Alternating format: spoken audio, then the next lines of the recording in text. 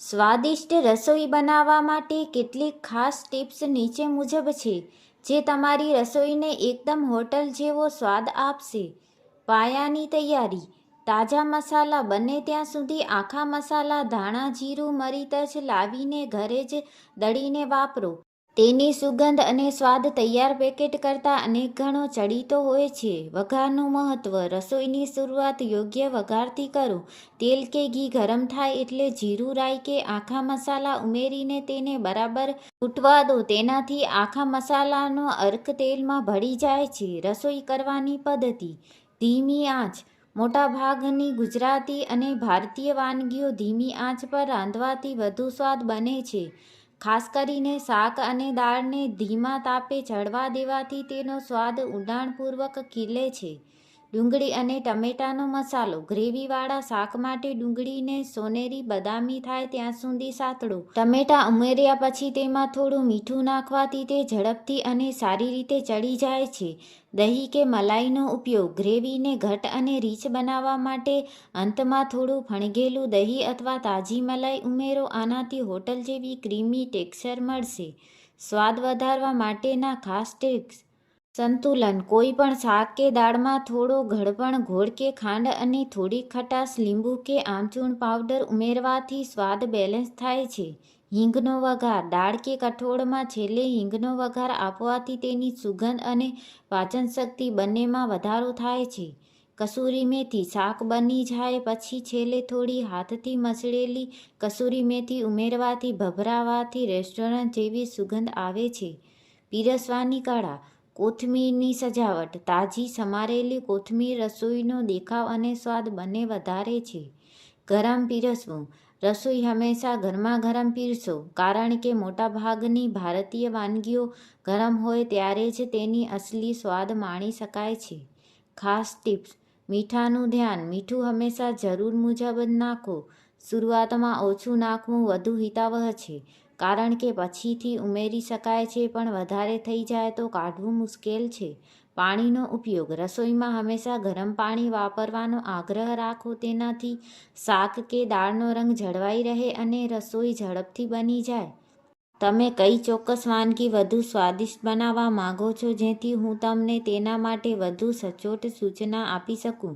રસોઈને વધુ સ્વાદિષ્ટ અને પૌષ્ટિક બનાવવા માટે અહીં કેટલીક વધારાની ખાસ ગુજરાતી ટિપ્સ છે. શાક અને કઠોળ માટે. શાકનો રંગ જાળવવા. લીલા શાકભાજી જેમ કે વટાણા કે ફણસી રાંધતી વખતે તેમાં ચપટી ખાંડ ઉમેરવાથી તેનો કુદરતી લીલો રંગ જળવાઈ રહે છે. કઠોળ બાફવાની રીત.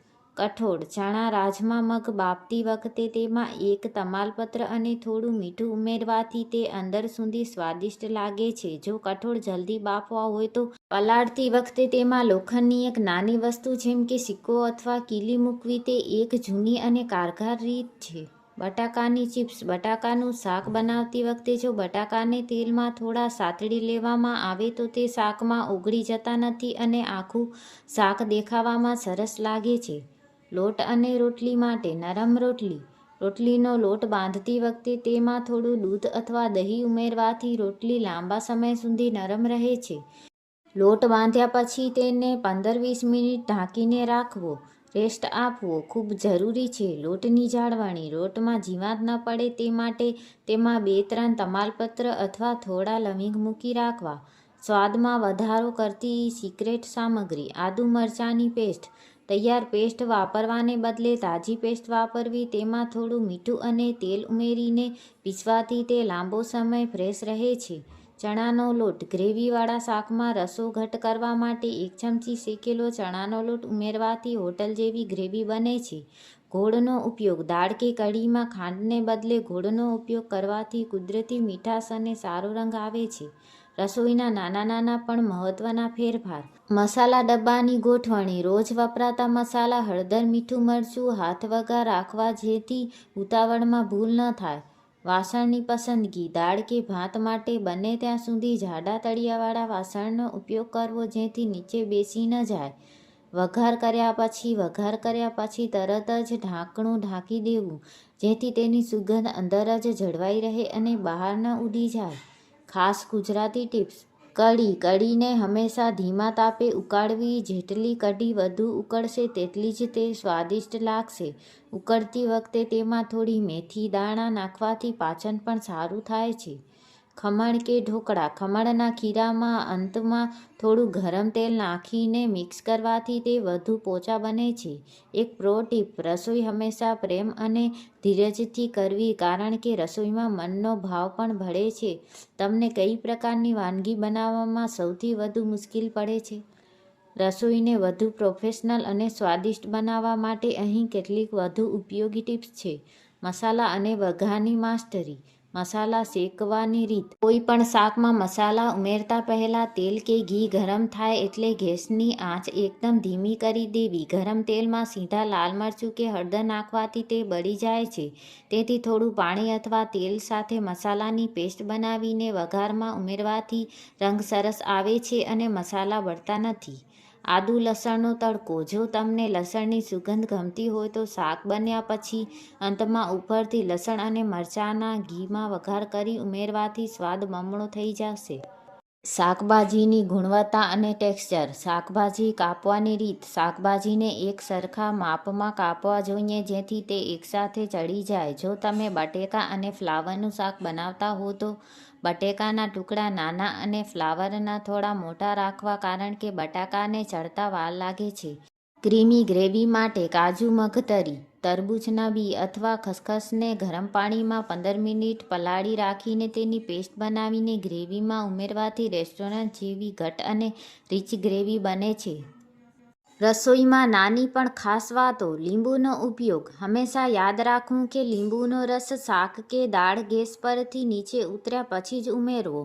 ઉકળતી દાળ કે શાકમાં લીંબુ નાખવાથી તે કડવું થઈ શકે છે.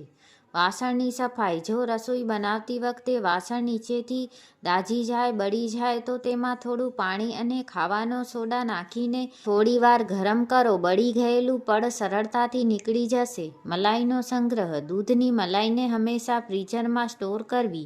તેનાથી તે લાંબા સમય સુધી તાજી રહે છે અને જ્યારે તમારે માખણ કે ઘી બનાવવું હોય ત્યારે તેમાંથી ઉત્તમ ગુણવત્તાની વસ્તુ મળશે. પરફેક્ટ ભાત માટે.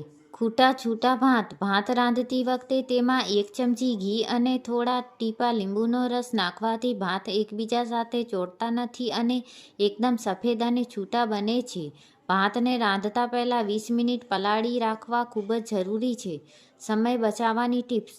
પ્રિપરેશન. અઠવાડિયામાં એકવાર આદુ લસણની પેસ્ટ, કોથમીર સાફ કરીને રાખવી અને ડુંગળી ટમેટાને સમારીને રાખવાથી રોજની રસોઈમાં ઘણો સમય બચે છે. ગ્રેવી ફ્રીઝ કરવી. જો તમે મોટી માત્રામાં ટમેટા ડુંગળીની ગ્રેવી બનાવી લો તો તેને નાના પર્સમાં ફ્રીઝરમાં સ્ટોર કરી શકાય છે.